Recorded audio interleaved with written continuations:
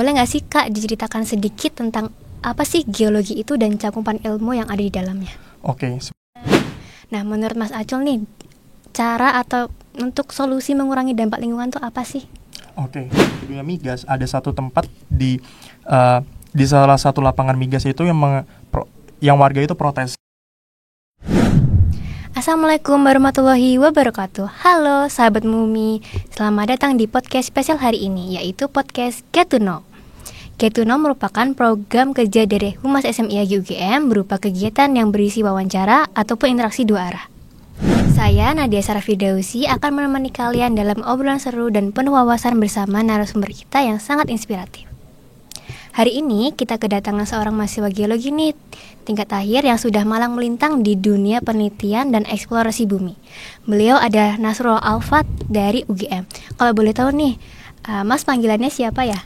Oke, mungkin biar lebih enak aja panggil aku Acul aja ya. Oke, berarti Mas Acul ya. Oke, iya. Oke, Mas Acul ini sudah banyak terlibat dalam proyek-proyek geologi yang menarik, mulai dari pemetaan struktur geologi, analisis batuan, hingga penelitian terkait bidang batu bara. Selamat datang Mas Acul, apa kabar? Halo, baik. Kalau kamu Nadia, gimana kabarnya? Alhamdulillah baik. Oke. Senang sekali bisa berbincang dengan Mas Acul nih. Sebelum masuk ke pertanyaan lebih mendalam nih, boleh nggak sih diceritain kenapa Mas Acul tuh tertarik dengan bidang geologi sampai masuk ke jurusan geologi ini? Oke, aku pengen menjawab. Sebenarnya aku mau ke flashback dulu ya dari aku mungkin SD. Jadi dulu SD itu aku pernah punya teman. Kebetulan dia ada kayak keychain gitu gantungan kunci yang itu ITB, logo ITB, dan aku tanya ini dapat dari mana, dapat dari kakaknya. Kebetulan kakaknya itu perminyakan ITB. Kemudian aku sih sebenarnya belum punya visi ya buat masuk ke geologi atau gimana, sampai aku waktu SMA. Nah, waktu SMA itu aku ikut Olimpiade Kebumian yang dimana ada bidang geologi di dalamnya. Dari situ aku merasa kayak, wah, geologi ini suatu hal yang menarik yang bisa aku pelajarin, apalagi nantinya itu bisa kayak mengarah ke hal yang aku mau, yaitu pada di dunia migas gitu. Jadinya aku mau masuk ke geologi, dan waktu itu fun fact, aku tuh sangat amat saklek terkait jurusan yang berhubungan dengan dunia pertambangan dan permigasan. Nah itu jadinya ya sekarang dapat rezeki di geologi UGM kayak gitu sih, Nadia. Wah, berarti seru banget nih dari gantungan kunci sampai udah semester akhir nih. Yeah. Boleh nggak sih Kak diceritakan sedikit tentang apa sih geologi itu dan cakupan ilmu yang ada di dalamnya? Oke, sebenarnya kalau misalnya kita bicara tentang geologi ya, geologi itu menurut aku adalah ilmu yang mempelajari tentang bagaimana pembentukan bumi tapi melewati batuan. Ya, ilmu yang mempelajari tentang batuan. Batuan ini bisa merekam banyak hal. Kalau misalnya kamu tahu, kayak misalnya ada dosen kami yang melakukan eksplorasi di Antartika, itu menemukan kayak batuan yang sudah berumur miliaran tahun. Dari situ kita bisa melihat bahwa memang adanya indikasi bahwa litologi atau batuan itu sangat berperan penting dalam pembentukan bumi. Bukan hanya tentang itu sebenarnya, geologi itu cakupannya itu sangat amat luas gitu. Kayak misalnya kami bisa berhubungan dengan tadi yang gue bilang, pertambangan, migas, kemudian kayak mungkin mitigasi, geologi teknik kayak konstruksi yang ada mungkin di jalan tol dan mungkin terowongan dan segala macam, dan juga mungkin yang sekarang lagi hype itu kayak tentang air tanah gitu. Nah itu mungkin itu cakupan yang sangat luas bagi geologi, kemana aja mungkin bisa kayak gitu. Nah, tadi kan Kak Acul udah jelasin nih, geologi ternyata tuh banyak ya yang ada di kehidupan kita sehari, bahkan ada di lingkungan sekitar kita nih. Nah, mungkin bisa dijelasin nggak sih Kak, pengaruh geologi terhadap hidup kita tuh apa aja? Oke, sebenarnya pengaruh geologi ini cukup besar ya. Seperti kamu kayak misalnya lihat mic ini tuh punya bahan yang mungkin kita bisa, mungkin besi lah katakanlah. Besi ini didapat dari mana? Mungkin didapat dari litologi atau batuan yang membawa besi ini, kemudian diekstraksi, kemudian jadilah mic ini gitu. Mungkin bukan hanya sebatas itu, kayak kamu misal melihat, mungkin kamu berkendara bermotor, itu kan kamu pasti perlu ngisi bensin itu dapat dari mana? Nah itu pun juga dari pengaruhnya geologi, dan juga bukan cuma geologi ya, itu juga mungkin dari teman-teman geofisika itu juga sangat berpengaruh. Kemudian kayak pemetaan kerentanan tanah agar mungkin warga tidak mengalami bahaya atau mengalami ancaman terhadap bencana geologi. Mungkin kayak gitu sih, pengaruhnya sangat besar gitu buat di kehidupan kita. Nah, tadi kan Kak Acul nih sedikit nyinggung nih tentang geofisika. Nah, karena aku geofisika nih, jadi aku kayak tertarik gitu. Waduh, ada geofisika nih disebut. Nah, kira-kira Kak Acul sebenarnya sebelum masuk ke geologi nih, tahu nggak sih apa itu geofisika gitu? Oke, ini pertanyaan menarik ya. Sebenarnya geofisika ini salah satu dari jurusan yang aku impikan juga, karena mungkin geofisika ini adalah jurusan yang sangat berperan penting di divisi aku di tempat aku ingin bekerja. Geofisika ini kalau misalnya di dunia migas yang aku pengen ya, kalau misal geofisika ini dapat kayak misal seismik, habis itu log geofisika dan segala macam ya, itu sangat berpengaruh dan sangat berperan penting terhadap penemuan minyak dan gas bumi gitu. Karena menurut aku geofisika ini cukup menarik dibandingkan dengan geologi. Geologi itu mungkin kalau misalnya pure geologi, mungkin orang yang bekerja di eksplorasi mungkin bisa menghabiskan 5-15 tahun untuk eksplorasi, katakanlah di tambang emas, di tambang apapun. Sedangkan kalau misalnya geofisika mungkin ya dengan alat geofisikanya, kemudian dengan software-software yang dimilikinya yang mungkin bisa menginterpretasi itu menjadi lebih baik. Karena itu menurut aku geofisika ini cukup berperan penting juga, bukan hanya terhadap di dunia migas tapi juga terhadap dunia pertambangan gitu. Kayak gitu sih. Berarti saling berhubungan ya sebenarnya ya. Betul sih. Menurut aku geologi dan geofisika ini ketika nanti dihubungkan, ketika nanti dalam satu divisi yang sama, katakanlah divisi eksplorasi, menurut aku akan menjadi suatu kolaborasi yang menarik ya, karena bisa menjadi hasil yang menjadi lebih besar lagi dan menjadi lebih valid lagi gitu. Mungkin kayak gitu sih, Nadia. Oke. Nah, untuk kan tadi kan Kak Mas Acul nih kayak bener-bener udah pengen migas nih. Nah, tantangan apa sih yang Kak Acul hadapi untuk menuju ke migas itu? Oke, sebenarnya kalau misal di dunia migas ini cukup challenging ya, karena memang kita harus mengakui kita bukan sendiri di sini. Maksudnya UGM ini bukan satu-satunya kampus yang memiliki jurusan yang bisa mengarah ke sana. Mungkin kita bisa bilang kayak ITB, UI, bahkan jurusan geologi lain atau jurusan pertambangan lain atau jurusan perminyakan lain yang bisa mengarah ke sana. Apalagi kalau misalnya kita main ke perusahaan multinasional, itu mungkin lawan kita tuh bukan hanya orang-orang Indonesia saja, tapi bisa jadi orang-orang yang di dunia gitu. Dan itu menurut aku suatu challenging. Dan menurut aku suatu challenge lagi adalah karena aku adalah basicnya geologi, mungkin untuk hal yang aku pengen katakanlah di dalam dunia perminyakan itu ada yang menggunakan alat logging geofisika. Nah itu aku harus beradaptasi lagi, harus mempelajari ulang dan harus ya ibaratnya harus mempelajari lagi lah dari teman-teman geofisika juga khususnya, karena ya itu bukan basic aku sebagai mahasiswa geologi, karena itu mungkin jadi basicnya mahasiswa geofisika juga gitu loh. Ya itu menurut aku juga satu challenge. Dan kemudian ya kayak ya karena banyak peminatnya ya, karena ya kita harus menunjukkan satu keunggulan dari diri kita bahwa memang kita tuh layak untuk mendapatkan posisi itu.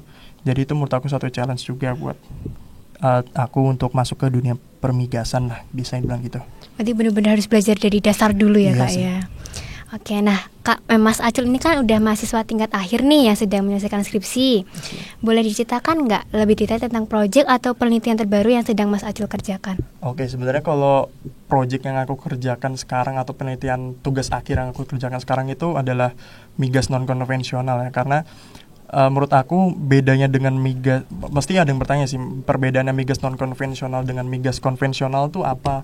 Nah, migas konvensional itu kita tahu lah kalau misalnya migas itu pasti ya kayak ya ibaratnya ada kayak semacam wadah, kemudian kita itu kalau nyedot di wadahnya itu konvensional. Tapi kalau misalnya non konvensional, kita tuh menyedot di sumbernya.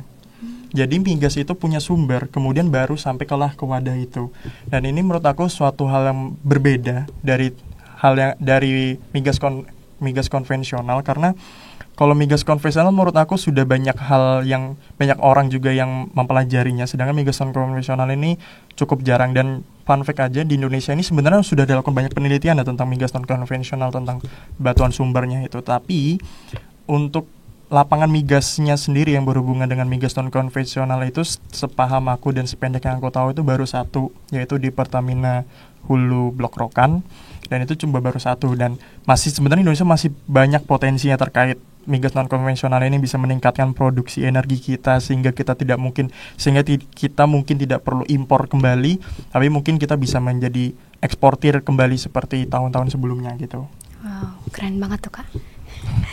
Nah, seiring berkembangnya teknologi nih, apa-apa udah serba canggih, pasti banyak alat atau metode baru yang digunakan dalam geologi. Boleh jelasin nggak sih Kak, teknologi apa yang berkembang khususnya di bidang geologi? Sebenarnya banyak ya. Kalau misalnya bidang geologi, mungkin kalau misalnya kita main di dunia pertambangan ya, kayak mungkin di Freeport itu ada satu hal yang menarik, yaitu dia itu kayak menambang tapi menggunakan robot. Itu menurut aku itu adalah kemajuan teknologi gitu, karena kita tidak perlu menggunakan manusia, di mana manusia itu rentan terhadap bahaya. Kalau misalnya robot kan mungkin bisa digantikan, bisa membeli, tapi kalau manusia kan nyawa tidak bisa diganti ya.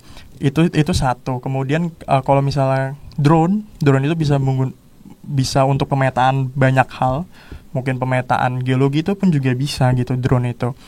Kalau misal di dunia migas, kayak mungkin kita memanfaatkan bagaimana caranya CO2 yang dihasilkan dari aktivitas eksplorasi itu bisa diredam dengan cara diinjeksikan ke lapisan yang memang dia diperuntukkan untuk itu gitu. Mungkin itu sih, banyak hal sebenarnya yang teknologi yang banyak membantu teman-teman geologi untuk bisa mengeksplorasi dengan lebih sehat dan juga lebih yang mendukung Indonesia lah terhadap emisi karbon dan segala macamnya, seperti itu mungkin.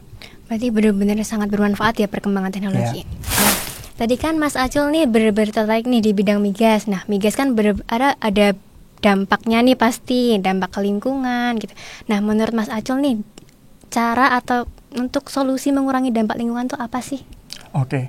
Sebenarnya kalau misalnya kita bicara tentang dampak lingkungan ya, pasti kalau misalnya dunia pertambangan dan permigasan itu akan menghasilkan dampak lingkungan yang cukup signifikan.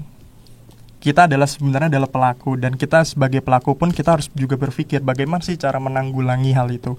Kalau misalnya kita di dunia tambang itu akan menghasilkan cekungan yang cukup besar ya. Kalau misalnya kamu pernah lihat kayak di Grasberg atau Erzberg, mungkin bisa dilakukan dengan cara reklamasi, yaitu melakukan penimbunan menggunakan soil atau menggunakan gravel atau apapun itu, yang tujuannya adalah mengembalikan pada topografi sebelumnya, yaitu mengembalikan pada muka yang sebelumnya. Misalnya sebuah bentuknya gunung, ya kembali lagi seperti itu, atau mungkin bisa berbentuk datar, kemudian baru ditanami tanaman. Karena kalau misal di dunia pertambangan ya pasti dia akan menghasilkan asam yang cukup tinggi, jadinya akan sulit ditumbuhi tanaman, sehingga perlu adanya perhatian khusus. Kalau misalnya di dunia migas, ada satu tempat di salah satu lapangan migas itu yang warga itu protes, kenapa jadi suhunya tuh panas dan berbau gas. Nah, ini mungkin bisa diakibatkan dari adanya gas CO2 yang lepas.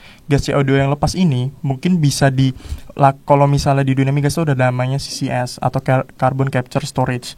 Carbon Capture Storage itu fungsinya adalah mengakumulasi CO2 yang sudah lepas akibat eksplorasi, kemudian diinjeksikan ke dalam lapisan yang mungkin diperuntukkan, mungkin lapisan yang kayak lapisan yang oil water ataupun basalt dan segala macam, yang mungkin itu bisa mengakumulasi CO2 itu dengan baik dan tidak ke permukaan lagi. Itu sih sebenarnya dampak lingkungannya, karena mungkin kita pasti akan berpikir tentang hal itu gitu. Cukup ini juga ya, kayak pasti banyak sekali dampak-dampak yang emang terdampak kepada lingkungan ini gitu. Nah, tadi Mas Acul ini kan sebagai calon ahli geologi nih, apa harapan Mas Acul untuk masa depan migas di Indonesia? Sebenarnya bukan hanya tentang migas, tapi semua tentang pertambangan dan semuanya ya. Sebenarnya kayak mungkin aku bicara tentang pertambangan dulu. Mungkin banyak teman-teman yang suka tentang pertambangan dan tertarik tentang hal itu. Hilirisasi itu menurut aku sangat penting ya, karena ketika hilirisasi itu digiatkan, maka huluisasi juga akan digiatkan juga. Dan harapan aku sebenarnya adalah Indonesia ini dapat menjadi bukan pengekspor, tapi penyuplai dari bahan-bahan mentah, bukan hanya bahan-bahan mentah, tapi juga bahan-bahan jadi, seperti mungkin kasusnya kayak mungkin sekarang lagi booming banget tentang mobil listrik, bisa menjadi pabrik baterai yang cukup besar, karena Indonesia punya nikel yang cukup banyak, jadinya bisa mengekspor, sehingga Indonesia juga mendapat uang yang banyak juga.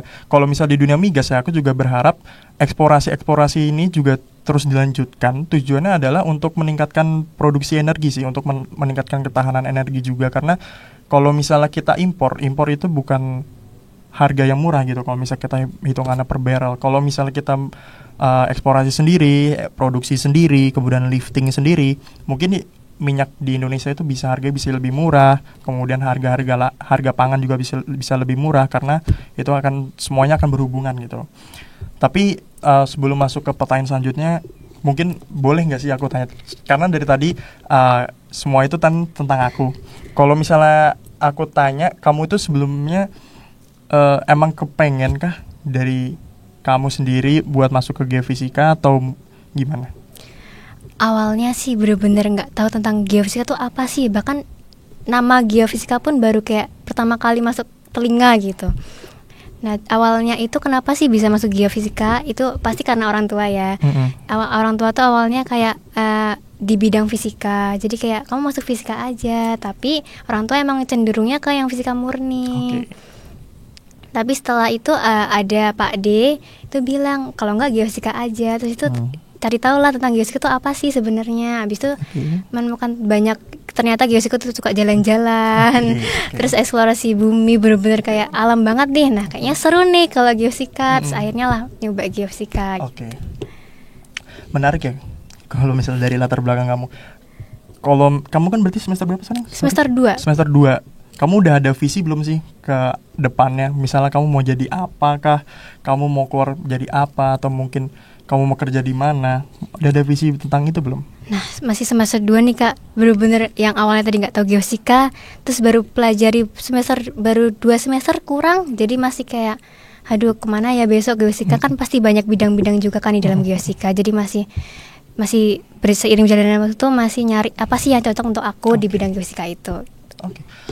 Menarik sih. Semoga kamu bisa mendapatkan visimu di 6 semester berikutnya ya. Mungkin setelah dengar tadi cerita-cerita Mas Acul nih jadi kayak wah, migas juga menarik nih. Nah, sebelum kita tutup nih, apa sih tips atau pesan untuk dari Mas Acul untuk para pendengar yang mungkin juga tertarik dalam bidang geologi? Kesan dan pesan ya. Sebenarnya kalau misalnya pesan aku sih buat teman-teman di luar sana yang mungkin tertarik dalam bidang geologi ya, geologi itu bukan hal yang sulit gitu.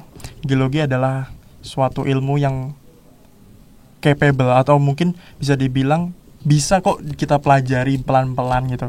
Yang namanya semua ilmu itu kita harus mempelajari dengan pelan-pelan. Karena geologi itu adalah gabungan dari beberapa keilmuan sebenarnya. Ada yang mungkin dari ada fisika, ada kimia, ada matematika, dan biologi bahkan gitu. Ini tuh kita sama-sama start di mana kita tuh tidak tahu gitu. Kita harus mempelajari dari awal, kita sama-sama mulai dari awal, dan akhirnya pun akan jadi sama. Tergantung dari visimu, kamu mau kemana sih kerjanya, kamu mau ngapain. Itu mungkin jadi satu semangat baru ya, karena menurut aku banyak kok teman-teman aku di geologi itu yang awalnya mungkin nggak tahu mau kemana. Ketika mungkin udah berjalan 1-2 tahun, dia langsung merasa, oh kayaknya menarik deh aku kerja di sini, kayaknya capable deh aku bisa kerja di sini. Dan itu menurut aku suatu hal yang menarik juga, dan ini buat teman-teman di luar sana juga ya. Geologi ini suatu hal yang ilmu yang cakupannya itu sangat luas, dan banyak teman-teman itu bisa mengeksplorasi lah tentang, kalau misalnya aku bingung nih mau ngapain ya, mau di migas nggak ya, mau di batu bara nggak ya, mau di apa ya. Tapi ketika kamu belajar, kamu akan tahu bahwa jati dirimu itu sebenarnya di mana, karena nanti akan terlihat gitu. Kalau misalnya emang kamu paham atau mungkin kamu kayak excited buat di sana, itu mungkin menurut aku itu jadi hal yang tertarik bagi teman-teman di luar sana kayak gitu.